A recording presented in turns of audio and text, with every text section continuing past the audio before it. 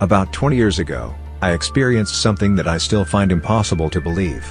I've decided to write it down here because I don't know how to interpret what happened. There's nobody around me who knows much about paranormal phenomena. When I was a college student, I spent my days doing absolutely nothing worthwhile. I had no dreams or goals, didn't join any clubs or seminars or circles, and lived in a lazy, aimless way. The only thing I really did was go for drives with two friends, K and S, who were just as directionless as I was. Eventually, even that got boring, so someone suggested that if we were going to drive around anyway, why not explore abandoned roads? From what I understand, an abandoned road refers to a road that's no longer in use or has been officially closed. However, because we only wanted to go places that were still accessible by car, we mostly ended up exploring roads that had fallen into disuse after a newer, larger road was built, or narrow side roads whose destination was unclear. We'd take K's Jimny and just drive. Although we were fickle and unmotivated, this activity never got old. Maybe the unusual atmosphere of these abandoned roads was exactly the kind of thing that appealed to our personalities. One day, K said, "I found a great spot. How about we go right now?" He had discovered a new place for us to explore.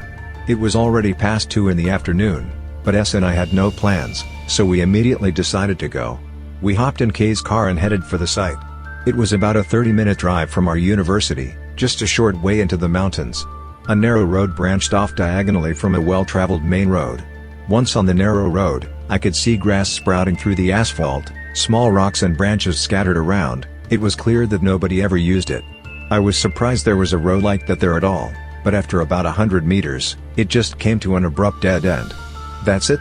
S and I blurted out our disappointment, but K gave us a smug look and pointed off to the side. "Check that out." Looking closely, I realized that I'd assumed there was a concrete retaining wall to prevent landslides stretching all along the roadside. But in one spot, that ended, and there was a section covered by wire mesh. If you looked carefully, you could see that beyond the wire mesh, there was more road. "We can get in here," K said. Indeed, the mesh was just held in place by simple wire. If we snipped through that wire, we'd be able to pass inside. Using a pair of nippers K had brought, we cut it open, and in we went, driving the Jimny into the road that had been sealed off. Honestly, I didn't feel like we were doing anything wrong. After all, we could always wire it shut again after we left, and besides, I figured we wouldn't be able to get very far on a road that was officially closed anyway.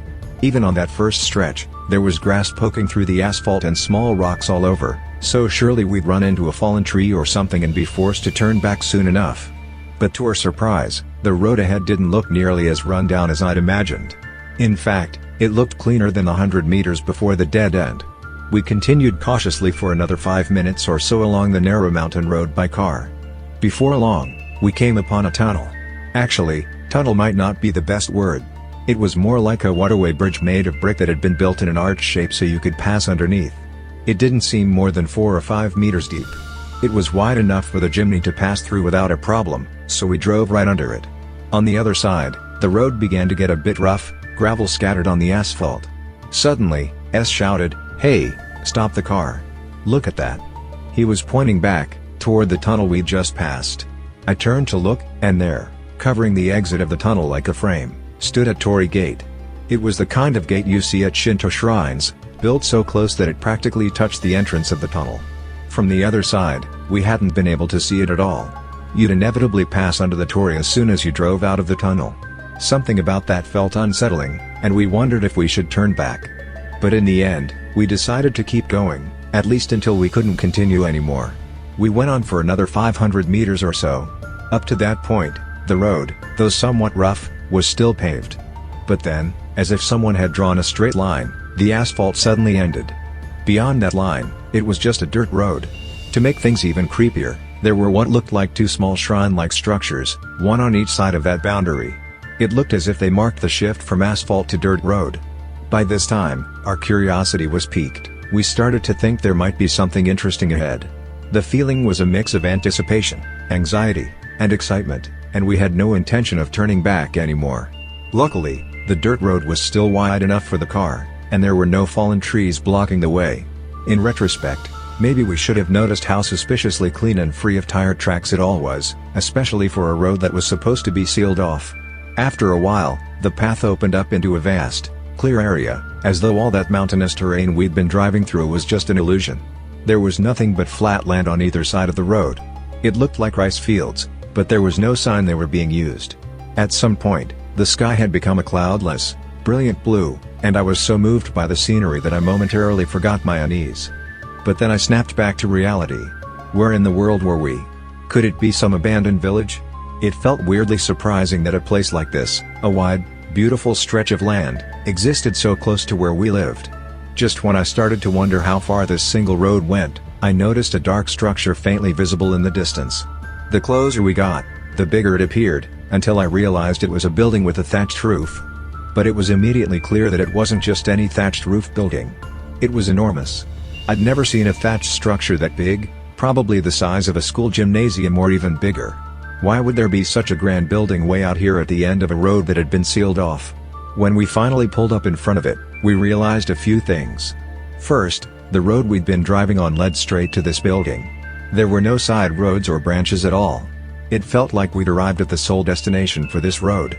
Second, although I'd thought there might be an abandoned village or something around, there was just this one building. It really seemed like this entire road was built solely to reach this single structure. We stopped the car and got out.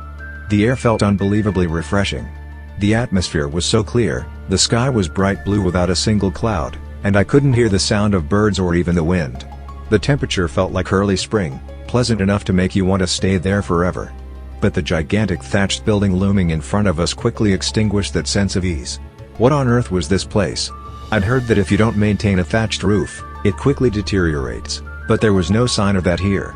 The wooden frame looked old and blackened with age, but it wasn't rotting at all. It seemed like someone was still taking care of it. Should we take a look inside? I suggested.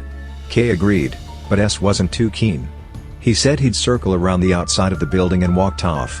The heavy door at the entrance wasn't locked. When we slid it open, a musty, moldy smell wafted out. "Hello? Anybody here?"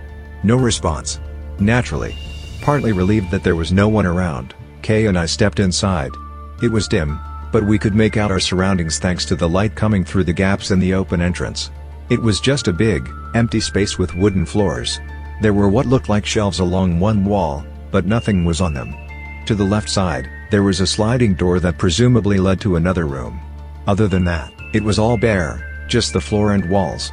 The ceiling was so high it was hard to see, but it looked like it opened all the way up to the rafters. Mustering our courage, we decided to open that sliding door. At that point, I had to know what was there. "Excuse us, but if anyone's here, we're coming in." I called out again. Just to check. I slid the door open cautiously.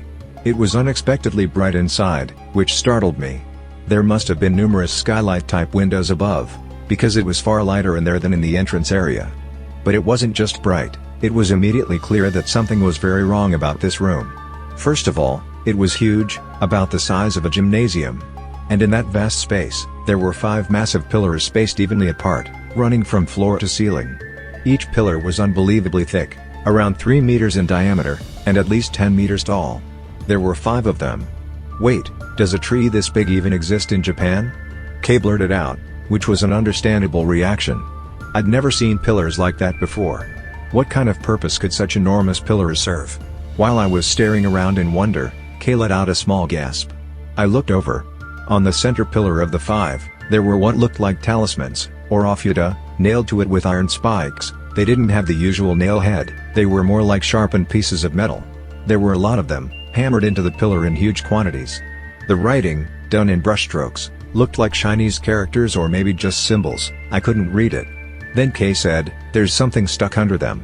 Looking closer, there was indeed some dried up mass between the talismans and the spike. We wondered what on earth that was. Then, almost in unison, Kay and I looked up, and immediately realized the answer. They were human ears. Countless human ears had been nailed to the pillar together with those talismans. Some were so decomposed or dried up that you couldn't tell what they were, especially near the bottom.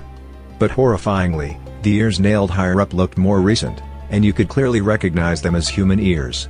I'd guess there were well over 1,000 of them. To make matters worse, some of the ones near the top looked like they hadn't been there for very long at all. "This is bad. Ooh-wah." Kay and I sprinted out of that room, through the entrance, and outside. I had no idea what this place was, but I was sure it was trouble. I wanted to jump in the car and get the hell out, but then I remembered S. We'd left him to walk around the building's perimeter. He was probably behind the building, so we ran full speed to find him. The structure was huge, so just getting around it took a bit of time. When we finally reached the back, we saw S standing there. But something about him seemed off. He was just standing motionless, staring into the distance. The moment we looked past him, we froze, too. Behind the building, there was nothing but an endless, perfectly flat plain. In neat, evenly spaced rows that stretched all the way to the hazy horizon, there were simple wooden stands. On each stand sat 2 or 3 lit candles, glowing brightly. I'm not exaggerating, it continued as far as the eye could see, like a line disappearing into infinity. What the hell is this place? This is messed up. Hearing our shouting, S seemed to snap out of his trance and came over to us. Then he pointed out something that Kay and I had totally overlooked. Hey, where's the sun in this sky? The sun. Now that he mentioned it, while the sky was crystal clear with not a cloud in sight, the sun itself was nowhere to be seen. Yet everything was bright. The entire sky was illuminated evenly, with no single source of light. Look, I thought something was off from the start. It's been way too quiet. Did you notice any birds or animals since we got here? Even on our way in, there wasn't a single blade of grass on the road, right? S was on the verge of tears. Realizing how dangerous it felt to stay there, Kay and I urged S to the car. On our way back, I glanced toward the entrance of the building and could have sworn the door was closed. I remembered we left it wide open when we ran out, but I can't be certain. Everything had happened so quickly. Anyway, we just had to get out of there. Kay drove us back the same way we'd come, and we finally made it to the original entrance of the abandoned road. Once we reached the main road, the sun was setting in the west. Seeing that sunset, I felt a surge of relief that we'd truly made it back. After that day, none of us, me, Kay, or S, have experienced any sort of spiritual disturbances or curses. But what we saw was unquestionably real, and all 3 of us remember it vividly. Later on, we passed by the same spot where we'd entered that abandoned road, and the narrow path itself had been blocked by a massive, sturdy gate that completely prevented access. Even if it were open, we'd never go back there again.